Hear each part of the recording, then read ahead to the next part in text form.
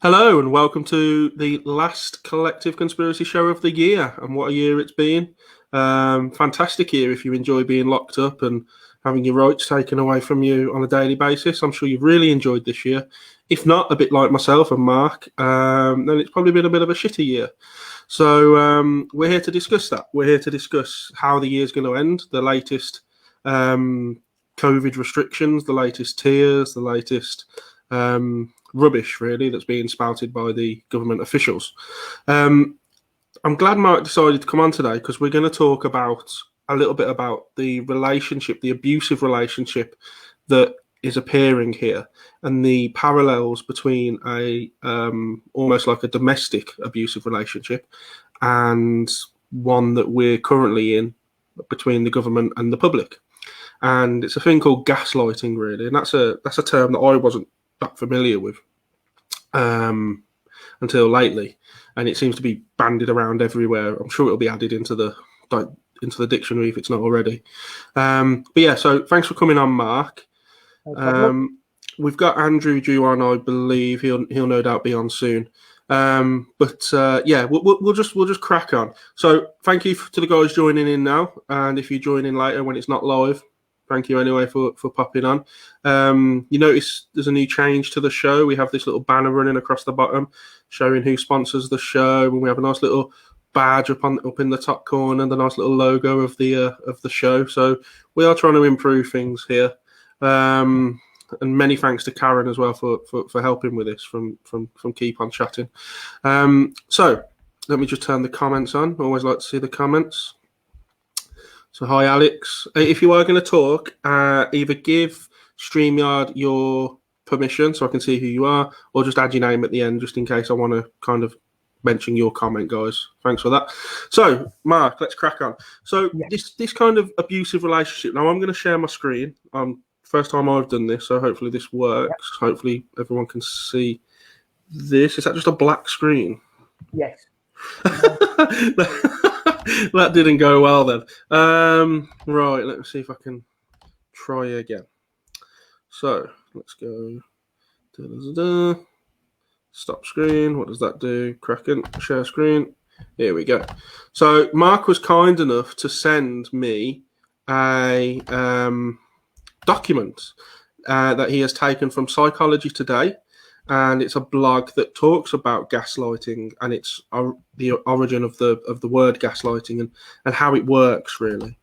So if I can just application window, I'm not sure. It's not letting me. Well, that's a shame. Right. But anyway, so Mark, do you want to just give us a bit of history on gaslighting, and then I'll try and get this up in the meantime while you're just talking about that. Yeah. Well, the actual term gaslighting is actually derived from the film, 1944 film actually called Gaslight, where a husband tries to convince his wife that she's insane by causing her to question her own reality, essentially. And that's where the term gaslighting comes from. And in gaslighting, it's very much become prevalent in power and control in relationships. Yeah.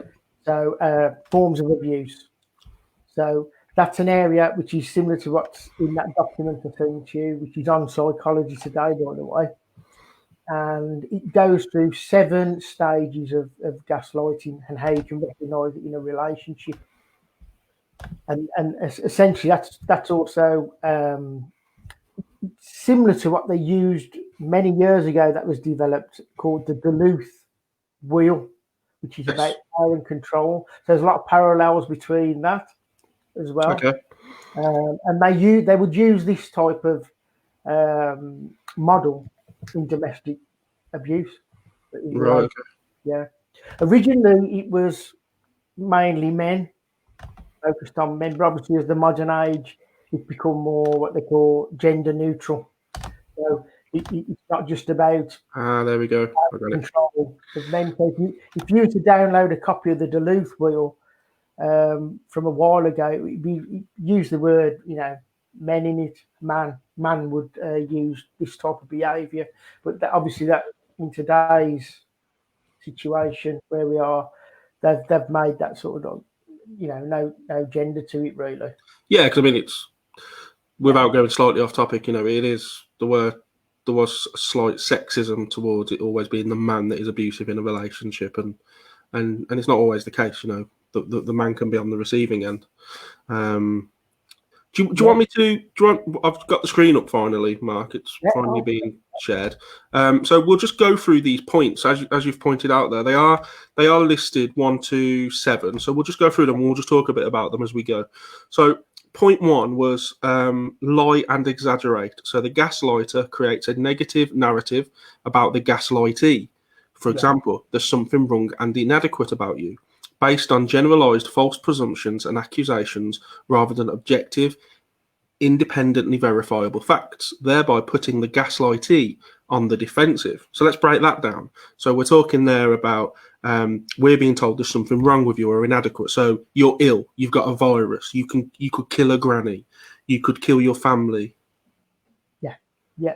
And essentially, just to put that in a bit of a broad terms, what we're sort of discussing, just to put this in place, I began to notice, like a lot of other people, and compare the government's behaviour towards the people, because we have a relationship with government and people government. Yep. So when this started to emerge, some of these traits that we're going to talk about now, it become quite clear that it does cross over into, large population of our country and the government. Yep. I just want to make that clear. And as we go through this will become evident. Yeah. That's what I thought when I read it. That it was easy. It was easy to translate from not just a man and a woman in a relationship. It was easy to transpose that across to 67 million and 300 and whatever in Parliament. So point 2, repetition. Like psychological warfare, the falsehoods are repeated constantly in order to stay on the offensive, control the conversation, and dominate the relationship. So we see this every day: repetition, hands, face, space, constant, sloganism, constant bombardment by the media telling us what the next scariest thing on the horizon, government telling us what we can and can't do. It's the same every single day, and it becomes so repetitive that that's how you can begin to predict the programming. What's coming next almost, because you it's just like a script. You know what's going to happen next. Yes, and I think that's important with the repetition, is because that is what I or you could walk outside, or anybody else, and we don't. If you had no television or media, you would not know perhaps that we're in a pandemic. Yeah. Or an alleged deadly virus. Yeah, that's right. That's right. Yeah. So this repetition through the media almost makes you begin to doubt your reality. Yes. Yes. So that's where that is important. It's done through the media, and that is where the doubt can set in on your reality of what you are seeing. I mean, let's just start with the original lockdown. Yeah. Not a lot of people wore masks. Right. Yeah, that's true. It was hard to distinguish that there was a pandemic, apart from what we were being told through the radio, news media, and television. So that's where the repetition starts of really breaking down your reality of what you're living in. Yeah, that's right. That's right. Yeah. So Andrew's here now. Hi, Andrew. Hi, guys. We're just going through that document that Mark sent earlier. I don't know if you had time to go through it, but we're just I haven't had a chance. So, we're just discussing the gaslighting and the stages of gaslighting. So, stage 1 was the lie and exaggerate. So, the fact that the government make us feel inadequate, they make us feel like we're a problem, we're doing something wrong, such as we're responsible for killing people with a virus. Point 2 was repetition, as Mark was just saying there. So psychological warfare. So it's hands, face, space, constantly being bombarded at us, things like that. And Now we're on to point 3. So escalate when challenged. So when called on the liars, the gaslighter, or in this case the government, escalates the dispute by doubling and tripling down on their attacks, refuting substantive evidence with denial, blame, and more false claims or misdirection, sowing doubt and confusion. So again, what we get there is people will call them out. Of course they will. Which is exactly what we're doing now. We're calling them out. So what they do is they kind of forget the evidence. We're not going to look at the evidence. We're following the science. Nobody knows what the hell that is. And they almost double down that in terms of they make it worse. They push an agenda even more. Would you say, Mark? Yeah. I think if you just on just a practical thing, just zoom in on the document. So I can. Right, that's great. Yeah, if whoever's got the document home, just press click onto a word or something, then just control and mouse wheel forwards on the actual document itself. Yeah, and that should zoom in. Then you can zoom back. Just go back across. Just drag the bar left, and then we can read the text a bit better. This is why we need you, Andrew. This is why we need you. And then you can just that's it. You can just zoom out a little bit, and that's it. That's brilliant. Is that better? So yeah, it's a lot loads better. Yeah. Right. Okay. So we're on point 3, weren't we? So point 3, yeah. So what you're looking at there is the doubling down, really ramping up the testing your reality. So what that can be akin to the introduction of the masks. Yeah. You're really now ramping up, even though a lot of people early on were calling out the figures, Andrew, and other people, and really challenging that evidence that we were being presented with. Then come June, I think it was when mandatory masks. Yeah. And now we get this mutant strain. It's almost like people were beginning to question it. We were seeing, look, this is rubbish. We're seeing through it. So it's the next level now. So they've doubled down. Now they're tripling down, and it's the next. Just on the masks, let's not forget that up until about the end of April, they were saying masks don't work. The government, that was coming out of the mouths of the government, wasn't just people like us. So it was they themselves, that were actually saying, oh well, we're not going to bother with these masks. And I think they were probably sort of saying similar things about the vaccination, saying, well, the vaccine's so many years away or whatever, so we can't really rely on that. No. I'm sure there were some of the government people were saying something along those lines. Oh, the vaccine's at least a year away. At the very least, maybe some of them were saying longer than that. Anyway, carry on. Yep. And that what you just made will come back in a minute. It will actually be relevant to what you just made. Yeah. On the point of masks, I do have a bit of, it's not a revelation or anything, but I have been told something that kind of shocked me a bit today, and I'll reveal all once we've discussed this document. But the masks and the whole PPE thing might make a bit more sense then. So we're on to point 4. So wear out the victim. So by staying on the offensive, the gaslighter, the government, eventually wears down their victim, us, who becomes discouraged, resigned, pessimistic, fearful, debilitated, and self-doubting. The victim begins to question her or his own perception, identity, and reality. Now, this is true. I mean, even us guys, as stoic as we are in our cause to fight this, we all have days where we think, I can't be arsed anymore. Should we just keep our mouth shut and have a quiet life? And how many people do that? I know loads of people that just stick a mask on because they don't want the stares. They don't want the tuts. They think it's rubbish, but they go along with it for a quiet life. Yes, absolutely. And I think that's a really relevant one. That is about wearing the victim down. I think that obviously that's what's been going on as it prolongs. Yeah. I mean, that's self-evident. The longer it goes, really, that we are going to get more and more worn down, and eventually you just grow to accept, almost like Stockholm syndrome. Really, you grow to accept. That it is what it is.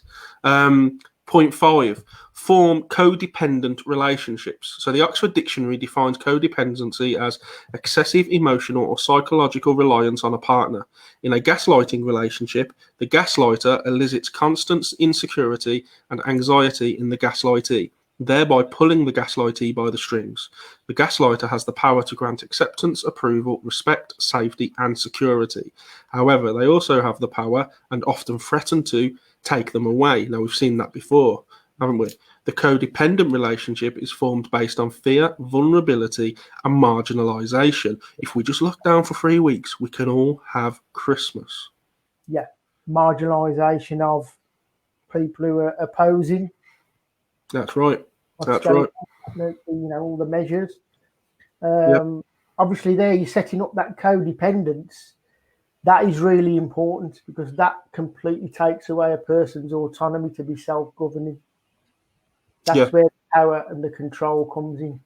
Yeah. That's exactly what the government's done systematically over the 9 months to the majority of the population.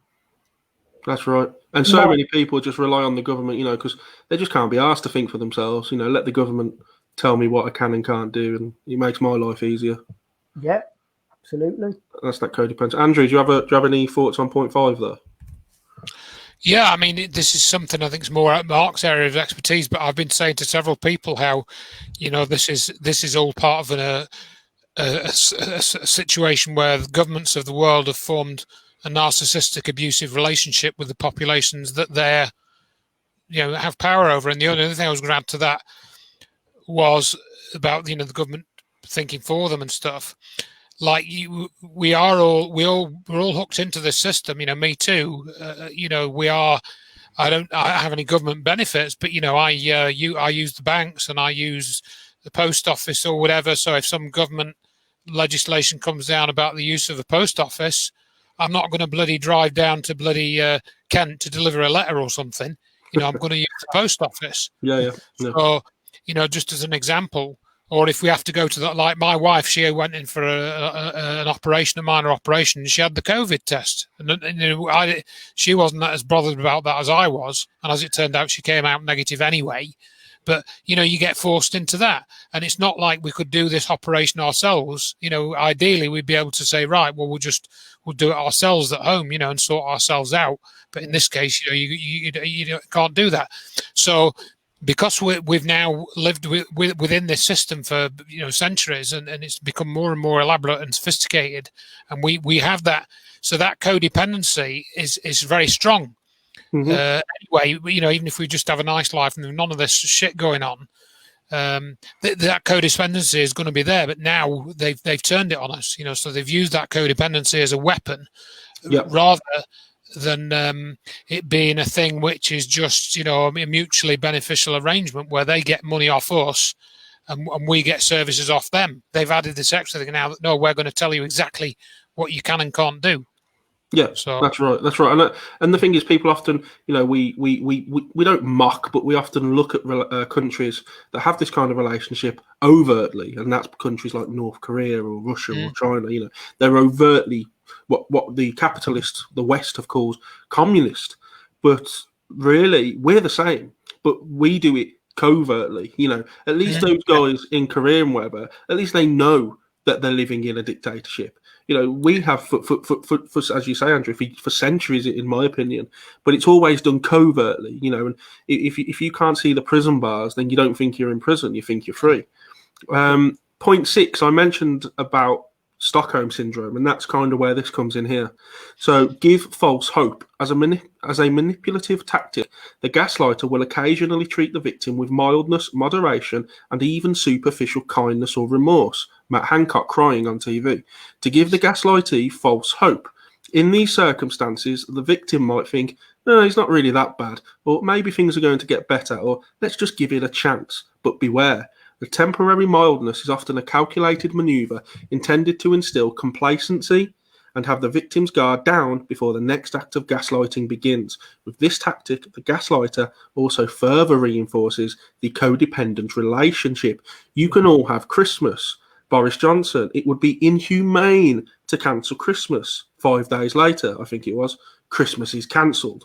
So that is a prime example there, isn't it, Mark, of point 6. Yeah, well, and further back when it was just flatten the curve.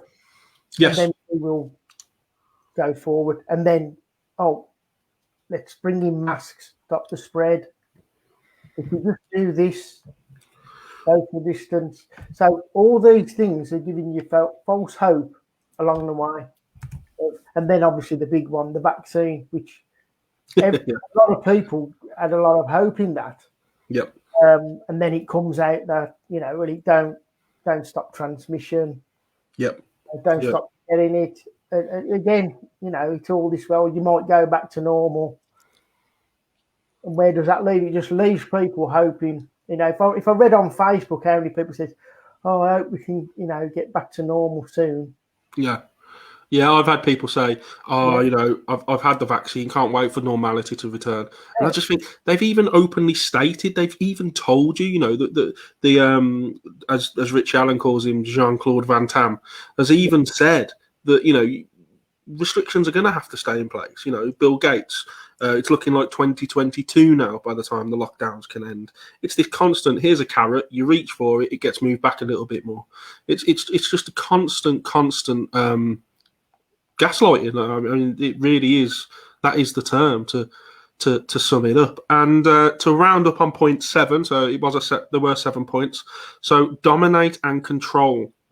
At its extreme, the ultimate objective of a pathological gaslighter is to control, dominate, and take advantage of another individual or a group, or, and this is important, it's almost like the person writing this knew, even an entire society, by maintaining and intensifying an incessant stream of lies and coercions. The gaslighter keeps the gaslightees, the public, in a constant state of insecurity, doubt, and fear.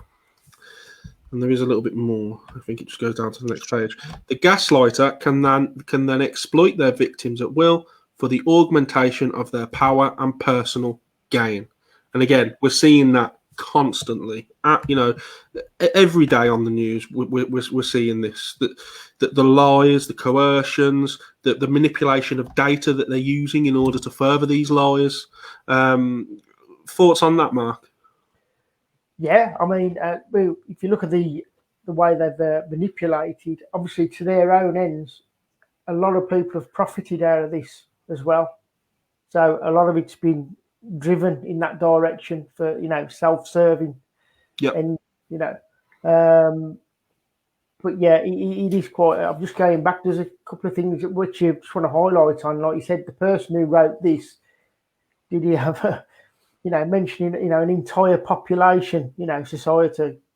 Yeah, and the thing is, this is we could sit here and talk all night about how this document, this blog, really can relate to so many instances throughout history. It's not just COVID, it's not just COVID. The thing is, the reason it's working so well now is because they've had practice. They've done this, as we've said, for centuries and centuries. They've had practice, and that's how they can keep this going, really. I have put a link to this in the comments, guys, so if you want to go and have a read of this and check the source, as I know some of you guys will, have put a link from Psychology Today in the comments section, so do go and have a look and give us your thoughts on that. And please, if anyone's got questions for myself, Mark, or Andrew, throw them in the comments and we'll do our best to answer. Either of you, have you got any points on that before we move on there? Well, I was going to add in there that you mentioned, Jean-Claude Van Damme or Jonathan Van Damme.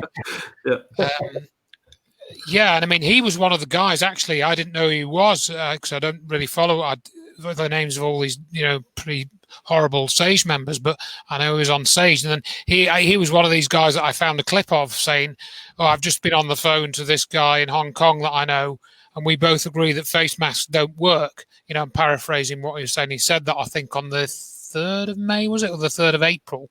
And that was one of these stupid briefings, Yep. And then what I came across yesterday or a day before was a very interesting video by the researcher Dave Cullen, the Irish guy, Computing Forever, who's like he did. I first heard of him because he was doing critiques of Doctor Who, actually, and he was a Doctor Who fan. And he's got a really good series on how they were putting all this identity politics in Doctor Who. This was a couple of years ago. But he did a really good video, and he basically was showing you how they actually sold the scamdemic, how they made it. And what he had was initially, and you can, I think I posted this video on my Facebook page, but it's on my, I've posted it on my CV Pandemic Investigation in a post today. But in this video, why it's, I think, a key one, very important one, is he had a clip from Channel 4 News from 2010, basically saying, "Yeah, well, we now know that the swine flu scam was a pandemic was a scam," and that was Jon Snow basically doing this report. So top of the media tree, so to speak, in the UK. But then Dave Cullen, that's his hors d'oeuvre for the main meal, and then he goes into this presentation, which I still haven't checked the exact thing that this came from, and I'm not sure where he got the video, but it's some presentation, and it says Chatham House in the back. I don't know if that means it was at Chatham House. Yeah. It probably does, and that's, of course, Chatham House rules are used in like common purpose meetings and stuff where you're not allowed to tell anyone.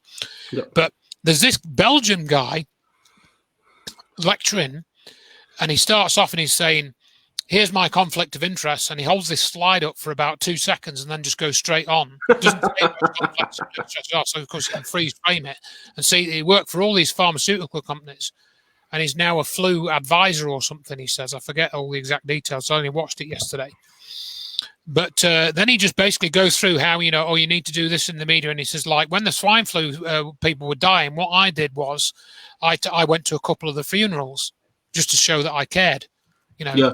Yeah, and then he says that was really to place me in the media, and help get the story out. And he says, you've got about 2 weeks to get the story out. And then after that, you shot it, really, which we kind of knew that anyway. Mm-hmm. So this is how you do it. This is how you sell it. This is, you need to do this. You need to be this visible face. You need to be the only person that the media will go to. You've got to set that up, he says, early on, and get your face in the right place, sort of thing. And he explains how they all do it. And he's making all these jokes. And then all the audience are lapping it up. They're lapping up what he's saying. He's actually saying this is how you sell it to the public. He's not saying, this is a truthful way of doing things. He's telling them how to lie and how to make the lie stick, although he doesn't use that language. Yeah. And then in the front row of this presentation, which I think was done in January 2019, I think he says, guess who's sitting in the front row? Jean-Claude Van Damme. He's in the camera. You can see him. And I'm thinking, wow. That's really interesting. So it's a really, to me, it's pretty sort of explosive stuff, really. I don't know where he got this from, but he breaks it all down. It takes about 45 minutes. Wow. Do you have a link to this? Or? Yeah, I don't think I can put things in the chat, so I'll put it on the Facebook.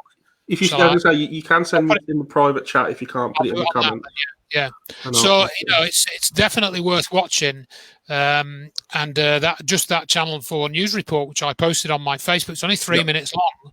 That right there basically says, they set up this all up in 2009. By 2010, they knew it was a scam, but then that was never talked about, of course, except on maybe one little broadcast for 3 minutes. Literally, this thing's 3 minutes long on Channel 4. It got 3 minutes on Channel 4, as opposed to like being covered for 2, 3, 4, 5, 6 months, on national poster campaigns. And the problem is that it would have to be covered on the media broadcasting companies and the tabloid companies, and these are the people that are basically selling this. So that they're never gonna. That would be them saying we've lied to you for a year, and they'd run the risk of losing their viewers then or whatever. So they're never going to do it. And there's always that joke, isn't there? When a newspaper apologises, it's on a little advert or whatever about that big on page like 17 or something. Kind of you don't even see it in the newspaper because it's that tiny. I suppose giving a 3-minute segment is the television equivalent of sticking a little apology in the newspaper, really. Yeah.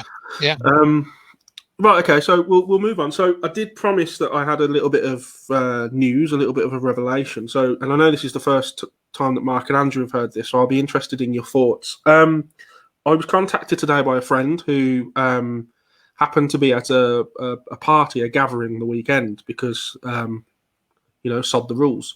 So he was at a gathering the weekend, and he happened to be talking to a very, very well-to-do person within the West Midlands, very high up businessman.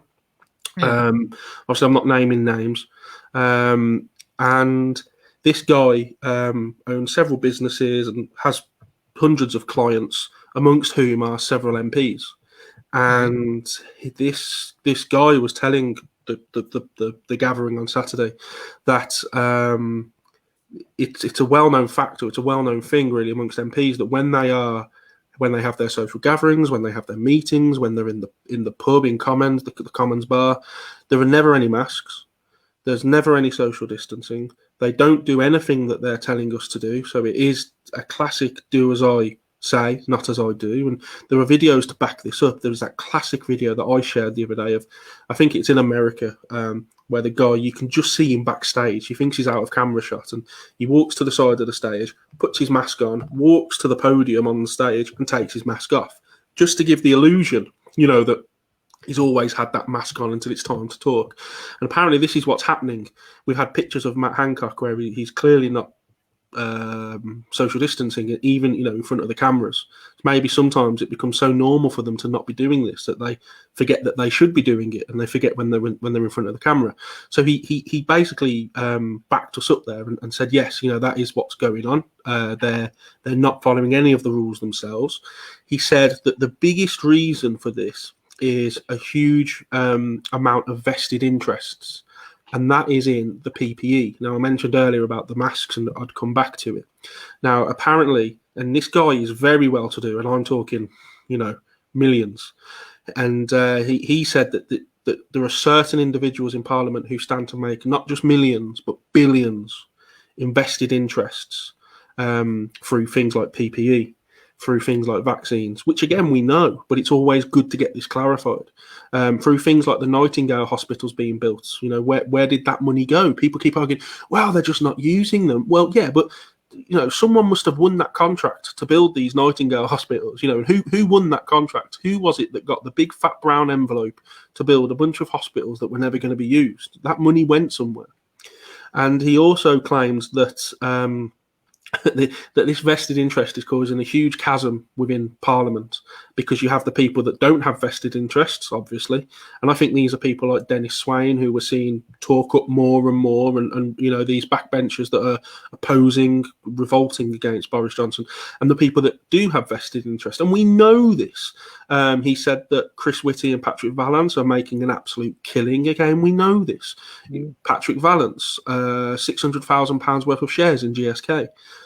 Chris Whitty, £40 million donation from the Bill and Melinda Gates Foundation. Why on earth are we expected to listen to these people giving us advice when they have such vest? If he had £600,000 worth of shares in Mercedes-Benz, it wouldn't really matter.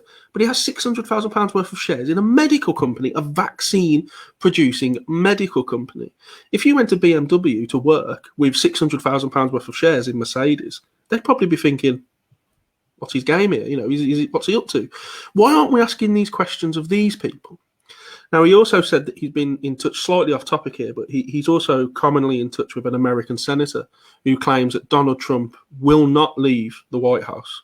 And they're predicting within the Senate that there will be something akin to civil war early next year in America. How true that is, I don't know. But I agree with that. Yeah, I mean, to that. Anyway, so I don't mean to interrupt, but no. So I mean, the reason I brought that up is because we've discussed it in previous shows, and I knew that would be of interest to both of you, because we've discussed that on the show, and we've discussed it personally. So yeah, I mean, the person I know who was lucky enough really to be there and hear this conversation said he was just absolutely mind blown, and called me this morning first thing to tell me. Gave me permission to say this, obviously, as long as I kept everyone anonymous. But I mean, it's not really much that we don't already know, but it's great to have it backed up, isn't it? To have, these people that do know what's going on and are in the know. And he my friend said to him, like, well, what are you doing then? Are you following the rules? Clearly not, because he was at a party. But are you scared of this virus? And he just said, no. He said there is a virus, but it's massively, massively overplayed. Yeah. Yeah, I think we've heard similar stories from other high ups, haven't we? Just and just like people like Neil Ferguson, people are saying, he was a naughty boy, he broke lockdown and blah blah blah, and he came up with all this crap model and all of that, and that's all true. But the point that wasn't talked about anywhere in any of the press, nobody made the point that, well, clearly he doesn't think the virus is a threat, which is the most significant point, because he probably knows that it's just bogus. It is a seasonal illness. And that's the bit that the fewest number of people talk about, is that he knows all these people that are like just what your friend said. I'm not bothered about it, and if only everyone had that attitude, the thing won't work. So it's all you've got to keep that fear-driven narrative going, haven't you, to make this all work? Like you've just been going through in that document, and that's really, I think, just thinking about this off the top of my head, if you watch that video. And maybe I've got it up in a window, and I might just try and play a bit of it through the screen. I've put it into the comments now, guys, so you can go and watch that video. Right, and it's about 45 minutes. I just sort of clicked on it just to refresh my memory slightly. But really, if you were to go through that document, that is really the techniques, or very similar to what they're using to keep it going. And that video shows you how they set it up. So the two together. It should give you, they should give you an aha. This is how it's done. This is how you do it. We have pretty clued in with how they did it anyway, because, with looking at 9/11 and stuff like that, there's a lot of crossover with how they did that and how they continue to do it. But of course, 9/11, I think, was lasted for a day, and then the effects of it kind of just sort of were only really felt in air travel, really, and in certain other places, like maybe if you go to a big. Up security at big gatherings and things like that. Yeah. Whereas now it's impinged onto everything.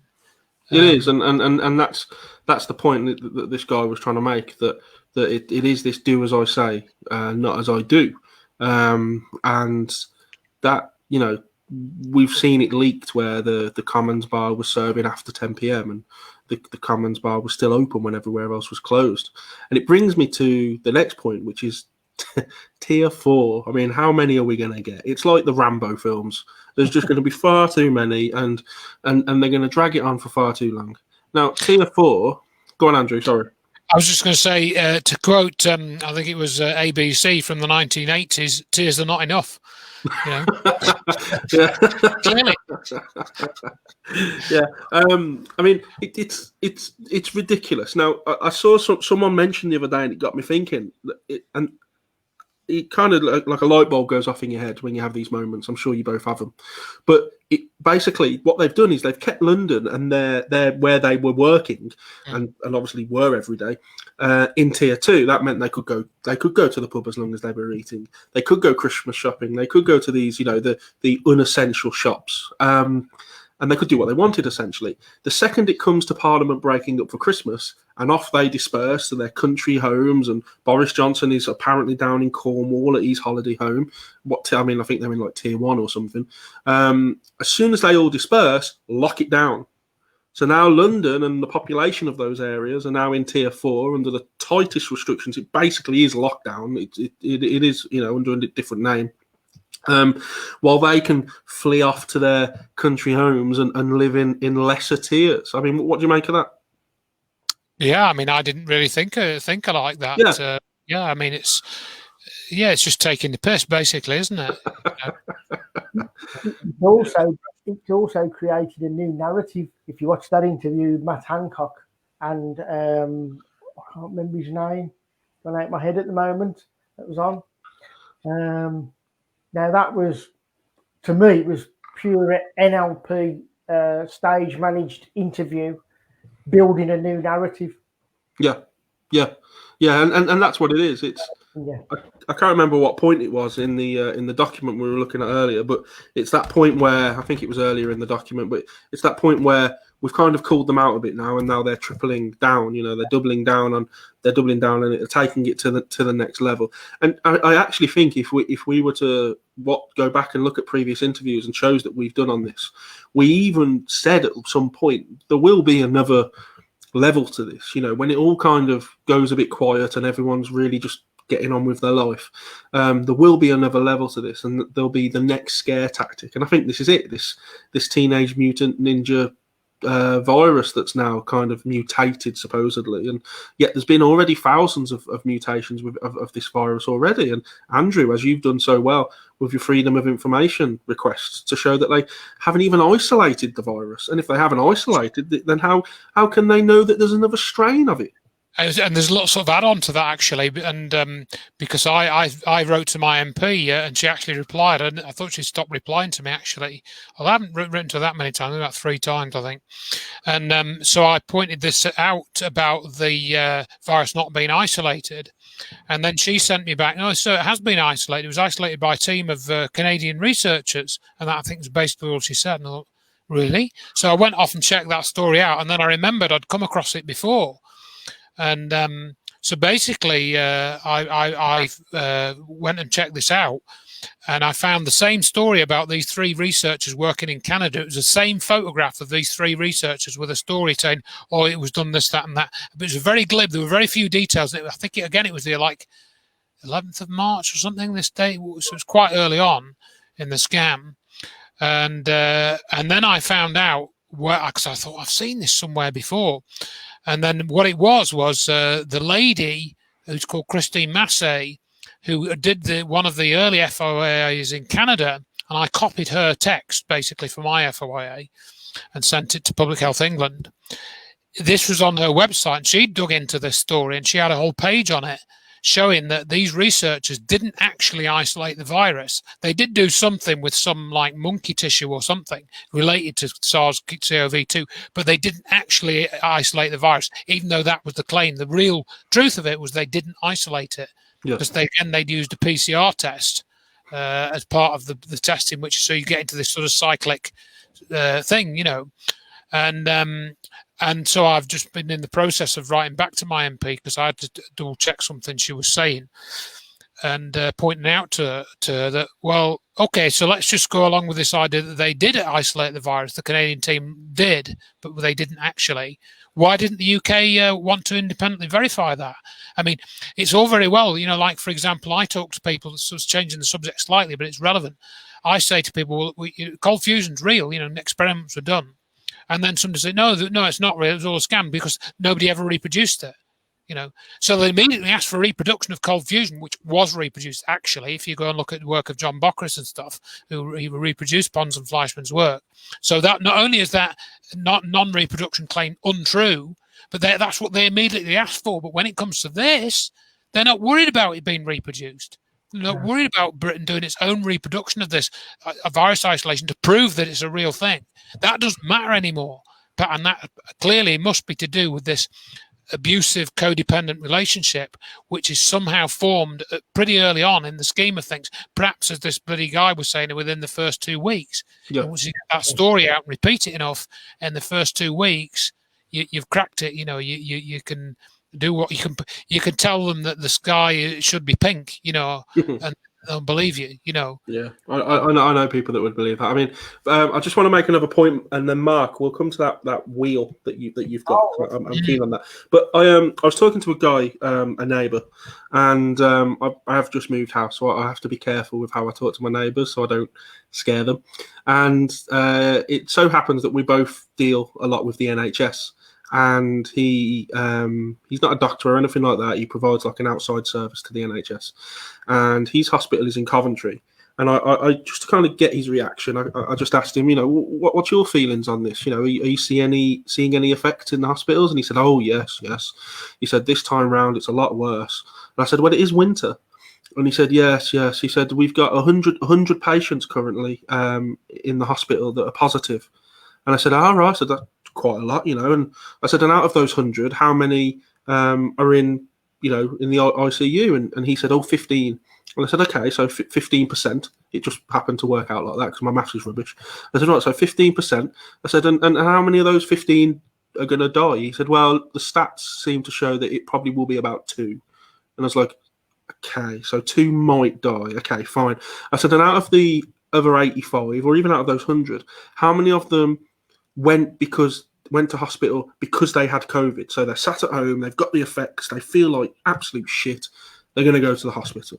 And when they get there, yes, you've got COVID, into a bed you get.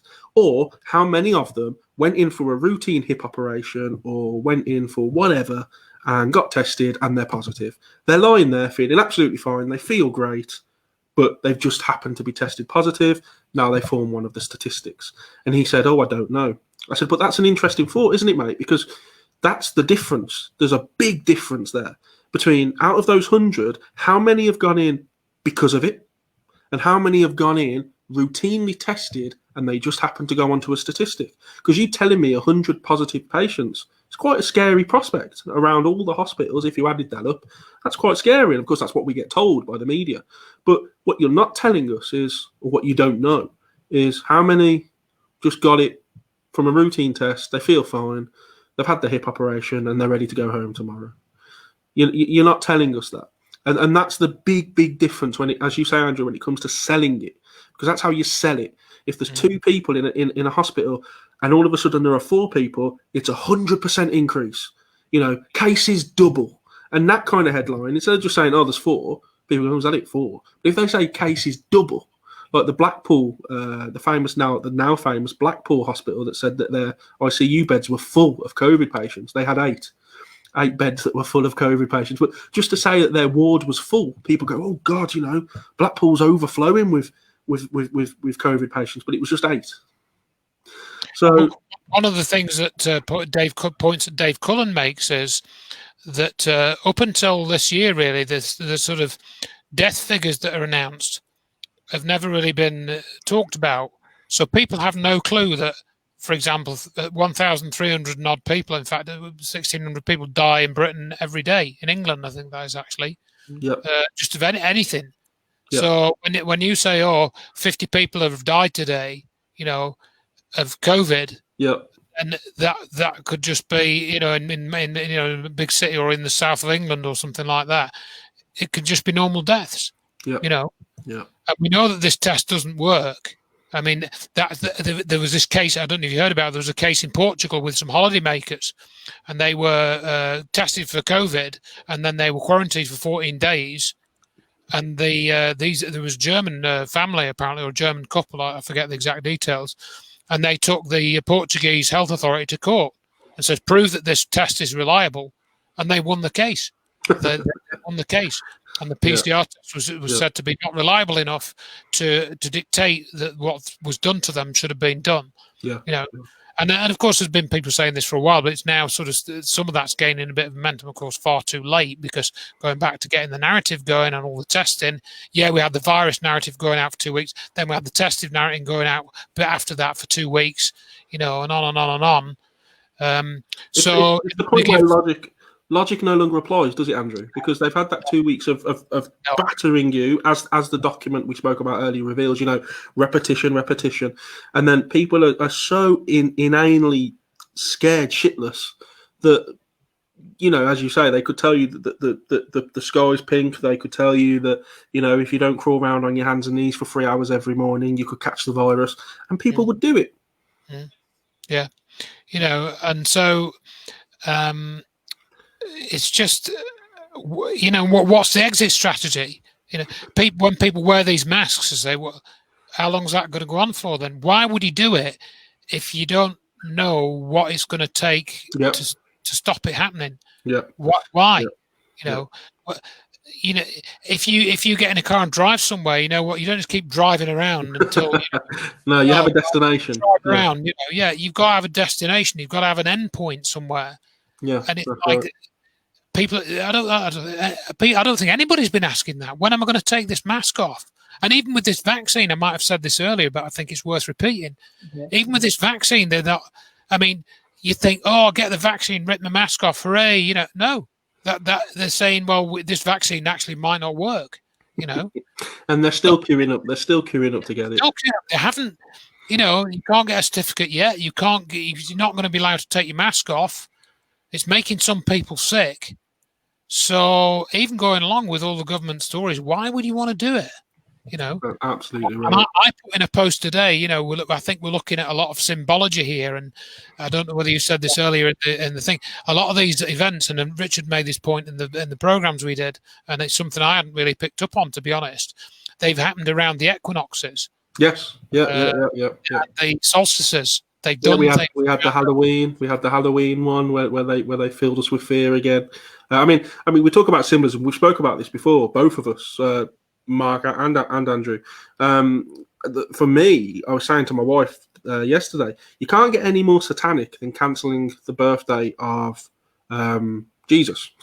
Now, I'm not religious, and I don't buy into that rubbish.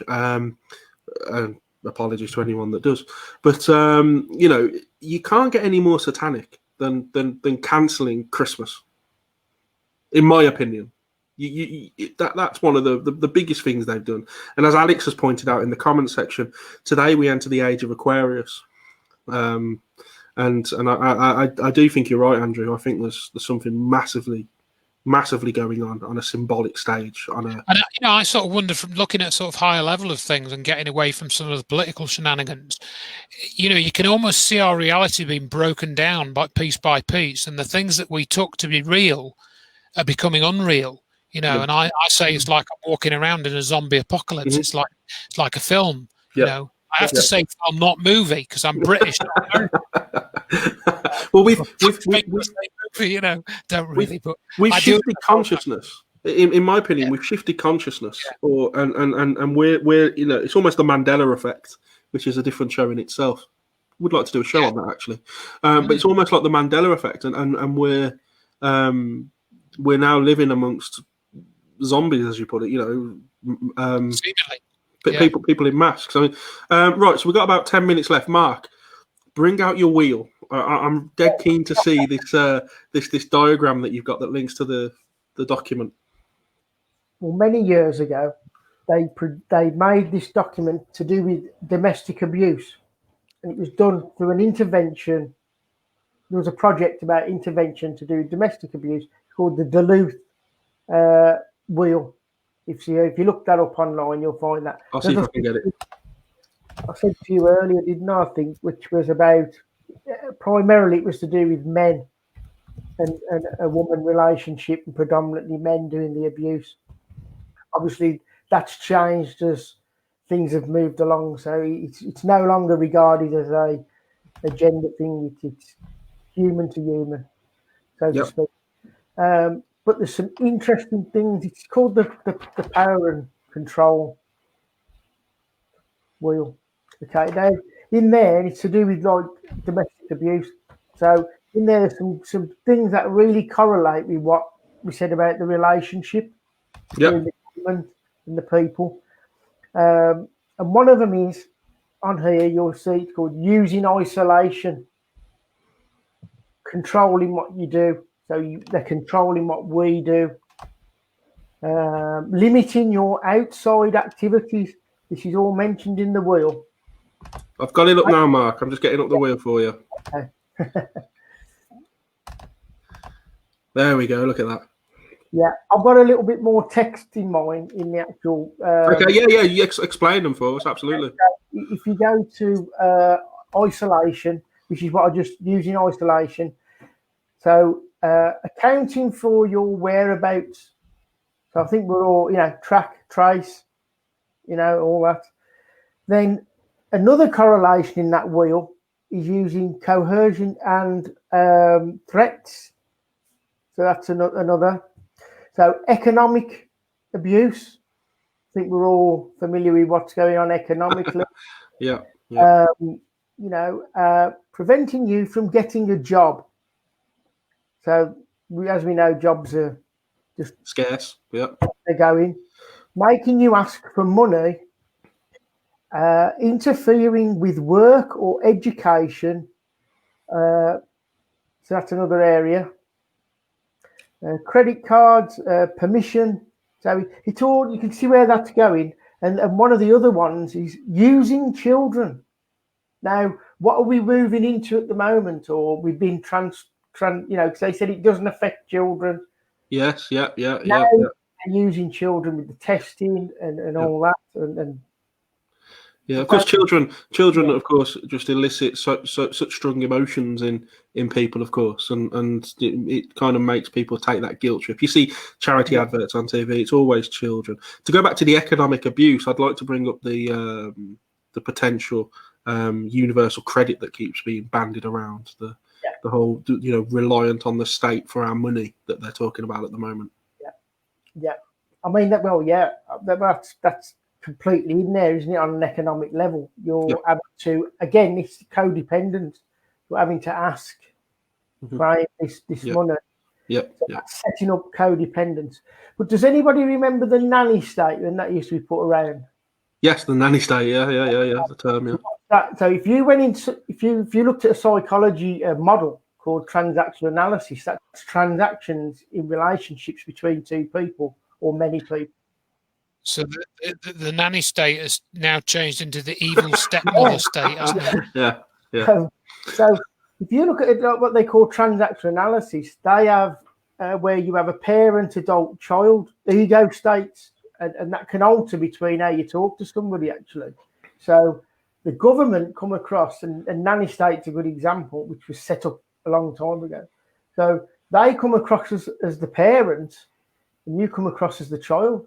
Because how many times have you, I don't listen to the radio very often, but I turned it on this morning, and I could hear people asking about what they could do, as if they were children. Yeah, absolutely right. And asking this government advisor on a radio show, am I allowed to do this? Can I do this? So autonomy, or your autonomy, like I said, to be self-governing, trusting in your decision-making, your own judgments has completely been taken away from people. And I think that's very, very taps into what they call, like I said, transactional analysis. No longer the adult ego state is present. Yeah.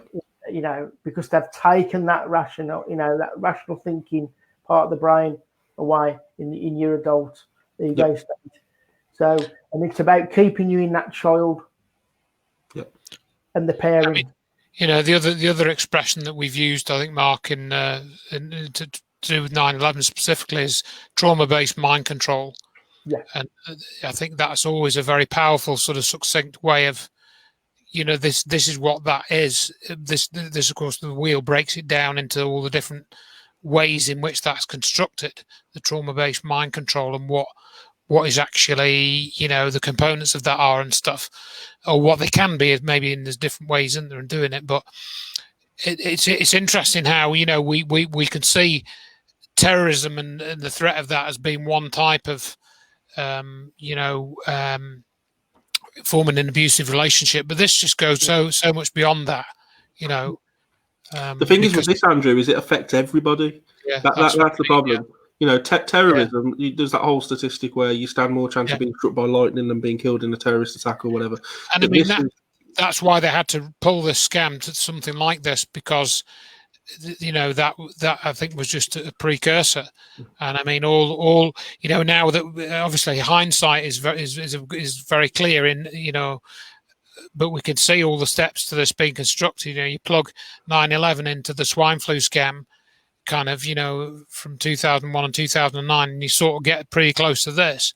Yeah, that's right. It's the thing is, I've said before, I've seen people, my own dad for starters, who never really looked into conspiracies or used to laugh at my kind of thoughts and beliefs. And because it meant he couldn't go up the Albion anymore, or he couldn't go to the pub or whatever, it was directly affecting him. Yeah. He kind of woke up a little bit and started to take notice. So there is that. I guess that's a good side to this, that people are trying to question that haven't before. The other thing, which of course they're plugging into this, and I can't remember if we talked about this previously, but it's worth mentioning again, is the climate change scam. They've plugged them together now, and the World Economic Forum have been saying, I think there's a little interesting thing which I didn't think of when I first heard of this, because you might have seen that video with Prince Charles saying, we're going to do I forget the exact words he uses, but it's talking about, we need to, look at climate change. But what he actually says is, he says, we have a very narrow window. We have a very narrow window. And I think a couple of them say that. And he says that, I think, even on the World Economic Forum, we've got 6 months. Yeah. Why is this window so narrow? Why are they saying that? Maybe because that's as long as it takes before we actually just start kicking up a storm and something like that, And so I didn't really pick up on that first. Why they would even say that? No. And maybe put this 6 months figure together, because putting that in, they don't have to put that in, do they? No. Say they could just say, we've. This needs to be done and looked at soon. But this narrow window thing has come up as an expression, and So does that mean that there is going to be something which they are trying to get through, and they know that they've got a deadline which is nothing to do, well, not necessarily to do with our the time it takes us to programmers or whatever, but there's maybe some external factor which we don't know about, Possibly, that they're working towards, so who knows? Yeah. Mark, we've got a minute left or so. We can run over a little bit. It's not a problem. Is there anything else you want to kind of point towards this? Because this is fascinating for me. I've just felt, I would really like to encourage people, and I'm not preaching or anything like that. I think I'm trying to look at a way how we can bring people to bring their front brain online again, the thinking part of the brain, and have rational thinking and have autonomy again to really think for themselves. And I think that's a big factor that, because I have been on Facebook, I've been, pumping a lot of stuff out, and I just feel like Andrew's mentioned a lot, about you're in an echo chamber and it gets tiring, and you can't preach to the converted, and not that I'm trying to preach. So for me, I'm just on a psychology level, say it's about trying to get that, because when you're in fear, that thinking part of the brain goes offline. Yeah. How can we bring that back online? I'll tell you one little thing which I think can be helpful, a very minor thing, and it's obvious to some people who've done it, but I've noticed that I get like a tension in my stomach, which I don't realise is there. Yeah. And I'm not really like ratty or anything like that. I'm just tensed up, and I just find that if you just sort of let it go and sort of breathe a bit more deeply, you don't have to meditate or anything like that. Just breathe a bit more deeply, and this ties in with something that I came across from Wilhelm Reich, who of course was into psychology and all kinds of stuff, and he talked about people having an emotional plague. He called it an emotional plague, and this again is what this is. We're in an emotional plague now, full on. Yeah. And that diagram is, sort of relates to all of that. And he said in this, he was talking to his son at the time, Peter Reich, and he was saying, people hate me, for saying that things don't have to be like this, and they don't, we don't have to hate. He says we don't have to hate. We don't have to hate, and people hate me for saying that.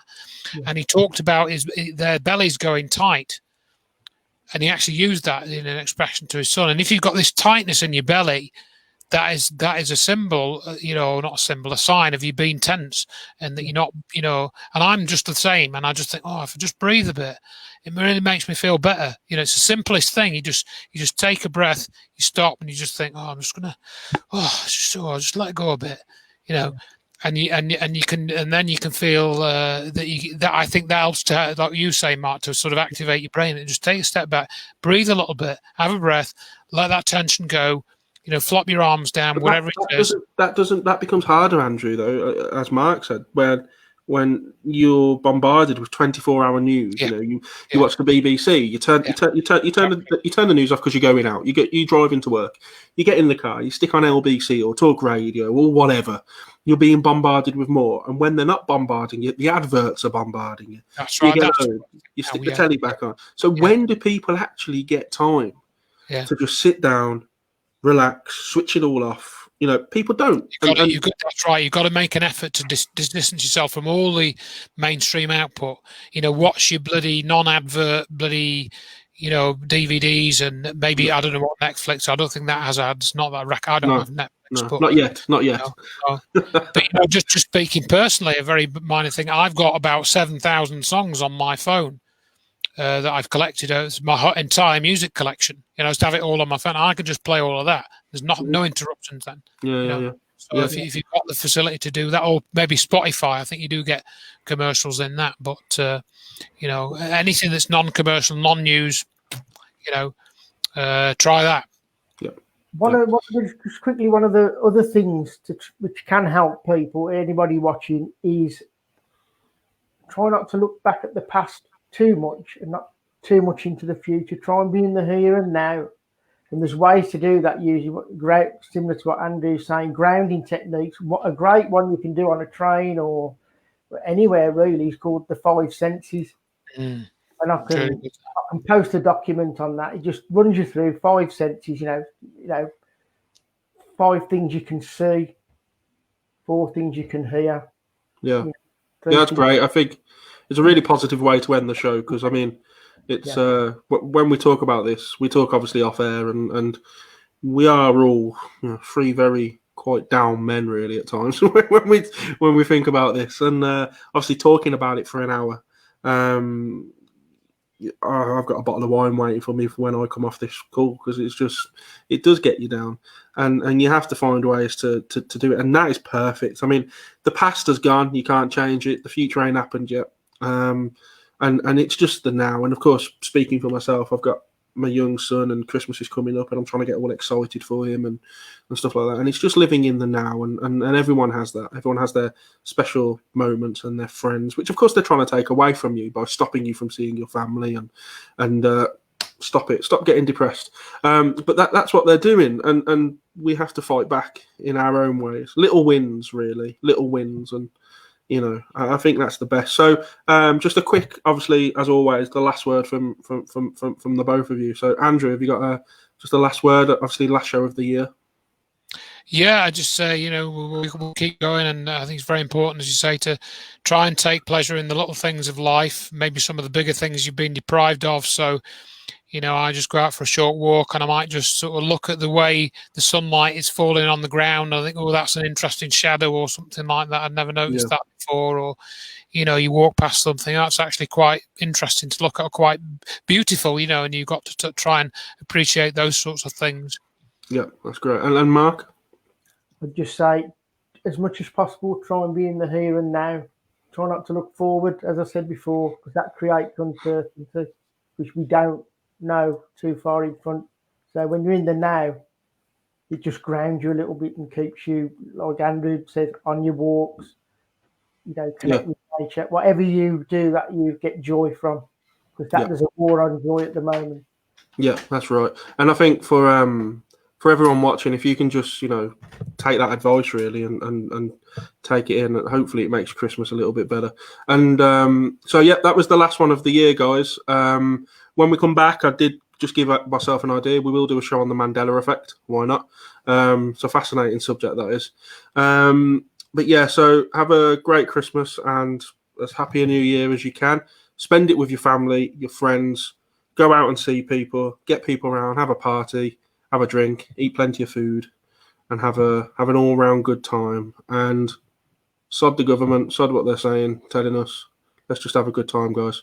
So thank you, Andrew, for being a show regular for the year. Really appreciate it. Mark, thank you for coming on as and when you do. Insights are always appreciated. And thank you to the guys that have watched this and made it a rather successful show, really, since its inception. So thanks to everyone. Merry Christmas and a Happy New Year. And we'll see you in 2021. Bye.